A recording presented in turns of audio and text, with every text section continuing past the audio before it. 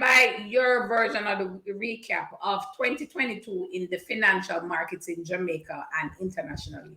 What did you see from your perspective being on the trade desk at JMB? Yes. Okay. Well, interestingly, what has happened on our market is slightly different. It moves at a different pace, and there are different factors that drive our local economy than the global economy.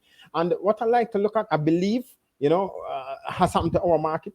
We're coming over the last, I would say, 7-8 years. We have seen some level of stability in our marketplace, interest rate trending down. So we're coming from a high teens, 20%, 17, 15% interest rate environment, inflation much higher. So it has not impacted us that badly. Also, just prior to that, our bauxite sector went into a decline, and that now, Jamaica is now up. In other words, we were moving at a much different pace than the global market. We know the global market impacts us. Yes, we import almost everything, right? We know, in fact, a lot of our purchase of our bonds are also foreign entities. Everything is impacted. Remittance, we know that, right? But interestingly, our market has had some conditions that has kind of slow, I would say, put a drag on our, our economy. So we weren't declining at the pace that the US was.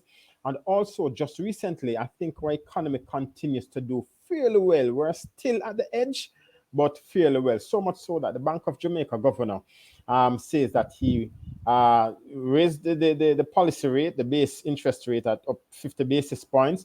And he says at that point, at 7 percentage points now, he may put a pause, or there may be a pause. So we're seeing a pause in Jamaica then in terms of interest rate hikes. Yes.